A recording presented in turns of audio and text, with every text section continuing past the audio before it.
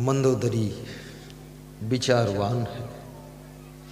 जिसको विचारवान पत्नी मिल जाए उसके घर की 80% समस्याएं खत्म हो जाती है, और जिसका पति भी विचारवान हो उसके घर की 95% समस्याएं खत्म होती, और जिसके माता पिता सास ससुर बेटा बेटी बहन देवरानी जेठानी जेठ सब विचारवान हो उसके घर की 99% समस्याएं खत्म हो जाती है। और जिसके घर में गुरु की कृपा हो, गुरु का सत्संग हो, गुरु की भक्ति हो, गुरु का ज्ञान हो, वैराग्यवान गुरु का आशीर्वाद हो, ब्रह्मचारी गुरु का वहां प्रभाव हो, उस घर की 100% समस्याएं खत्म हो जाती।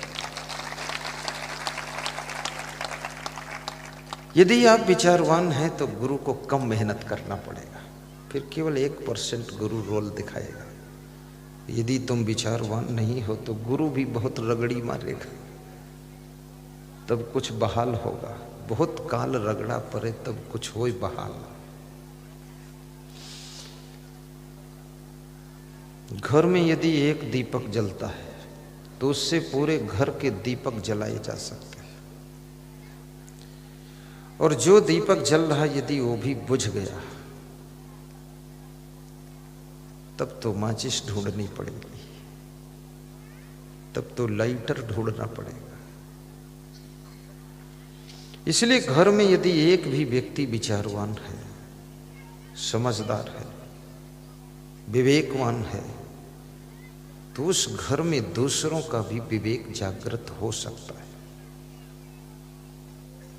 राजनीतिक पार्टी में भी एक भी आदमी अगर बुद्धिमान है, होशियार है, विचारवान है तो पार्टी जिंदा होकर खड़ी हो जाती है। और जिस राजनीति की पार्टी में सबके सब चुट्टा भरे हुए हैं, सबके सब खींचा खींची मचा रखे, सभी तूफान कर रहे हैं कि हम सीएम बनेंगे, हम सीएम बनेंगे, वो पार्टी ही खत्म हो जाती है। सभी सीएम तो नहीं बन सकते।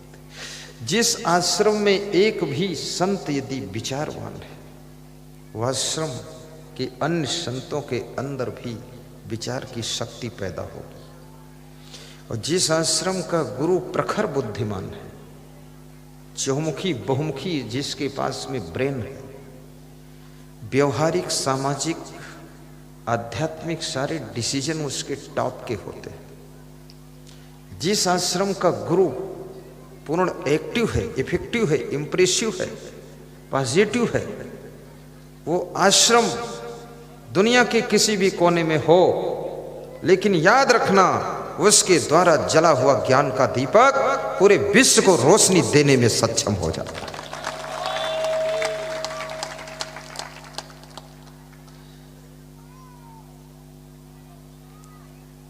हमारा आश्रम दिल्ली में नहीं है, लेकिन करोड़ों लोग दिल्ली के प्रवचन सुन रहे हैं। हमारा आश्रम अमेरिका में नहीं, हम गए भी नहीं वहाँ। हम तो हांगकांग गए, दुबई गए, इंडोनेशिया गए, मलेशिया गए, थाईलैंड गए, मस्कट गए, लंका गए और नेपाल गए। 8 और हिंदुस्तान में तो गए क्या, यहाँ तो हैं ही हम। लेकिन पाकिस्तान में लोग प्रवचन सुनते हैं और हमारे नाम से प्रोग्राम करते हैं, भंडारा भी करते हैं। मुसलमान भाई बहन भी सुनते हैं। बहुत से मुसलमान भाई बहनों ने गाय भैंसा खाना भी छोड़ दिया, कंठी भी पहन लिया। हमने कहा तुम मुसलमान हो, भैंसा नहीं खाओगे तो कैसे मुसलमान रहोगे? बोले भैंसा तो भैंसा, हम एक मच्छर नहीं मारेंगे, क्योंकि हम न हिंदू हैं न मुसलमान, हम आपके शिष्य बन करके अब हम हैं इंसान, हम मांस मछली नहीं खाते। हरियाणा का एक मुस्लिम भाई आया, गुरु मंत्र लेकर गया और दाढ़ी वाड़ी सब हटा दिया। बोला ये सब खज्जड़ फज्जड़ मैं नहीं रखूंगा। तो मैंने कहा करते कहा? बोले टेलर हूं, आपका शिष्य हूं। कोई पूछता है तुम हिंदू हो मुसलमान, तो मैं बोल देता हूं मैं दोनों नहीं हूं, मैं तो असंगदेव का शिष्य हूं। हिंदू धर्म बहुत अच्छा धर्म है। ये हिंदू धर्म की बलिहारी है। ये हिंदू संस्कृति का फल है। जो आज हम संत हैं और तुम भक्ति करने के लिए सत्संग में बैठे हो, ये हिंदू संस्कृति में ही ये बात होती है कि किसी को संत बनने की छूट है और बाकी संस्कृति में संत बनने की छूट नहीं है। मैं तो हिंदू समाज को, हिंदू धर्म को, हिंदू संस्कृति को और इस हिंदुस्तान को बार बार नमन करता हूँ, प्रणाम करता हूँ कि मेरा सौभाग्य है जो इस हिंदुस्तान में मेरा जन्म हुआ है। और हिंदुस्तान में भी यदि जन्म मध्य प्रदेश में हो तो ज्यादा सौभाग्य है, क्योंकि किसी प्रदेश में भी साधु जन्मा हो, कथाकार हो, लेकिन मध्य प्रदेश तो उसको आना ही पड़ता है, यहाँ सब आते हैं। और यदि जन्म छत्तीसगढ़ में हो तो भी सौभाग्य है, बिहार झारखंड हो तो बहुत सौभाग्य है, और यदि जन्म उत्तर प्रदेश में हो तो थोड़ा खतरा है। अब वो खतरा मिट गया है क्योंकि बाबा योगी आदित्यनाथ कृपा की छाया बनाए। मैं तो बाबा आदित्यनाथ को जब याद करता हूं तो मुझे लगता है कि वास्तव में आदित्यनाथ जैसे महात्मा को तो हर प्रदेश में मुख्यमंत्री बनना चाहिए। बहुत दमदार आदमी। जितने उत्तर प्रदेश के छठे छठे डाकू थे, बदमाश थे, 1400 एनकाउंटर करा दिया, परम धाम पहुंचाया है। भगवान से कह दिया तुम फाटक खोल के रखना, मैं भेज रहा हूं। सबको डायरेक्ट मुक्ति दिला दिया।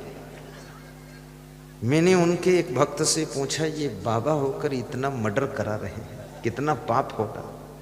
साधु तो चींटी नहीं मारता है। बोले मर्डर? आप कैसे बोलते मर्डर? मर्डर नहीं हो रहा। तुमने कहा क्या हो रहा? बोले भगवान राम ने रावण, बाली और कुंभकर्ण को वध किया था, अब वध करके अपने धाम पहुंचाया था। तो ये बाबा जी इनका वध करके निज धाम पहुंचा रहे हैं।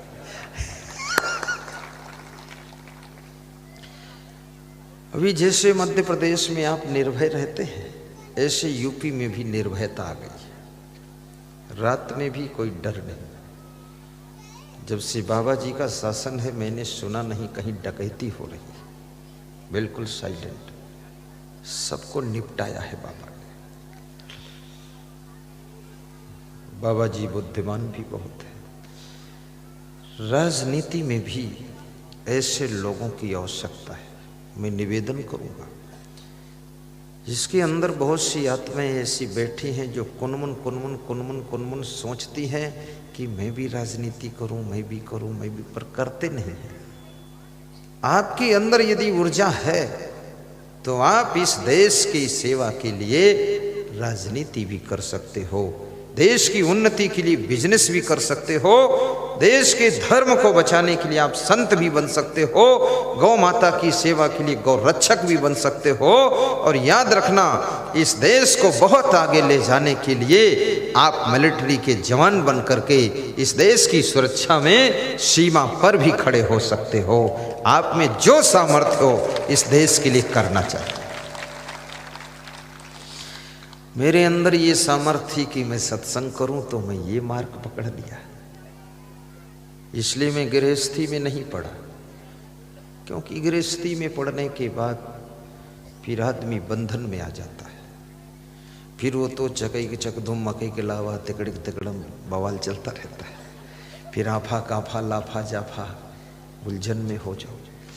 अभी मेरा जीवन पूरा स्वतंत्र है। मध्य प्रदेश में रहूं तो कोई मुझे खींचने वाला नहीं। तोड़ा काछी आऊं या पूरा काछी जाऊं या लक्ष्मणपुरी पहुंच जाऊं, वो गोपी गौर के यहाँ चला जाऊं, कहीं भी जाऊं, कोई पीछे से खींचा खींची नहीं।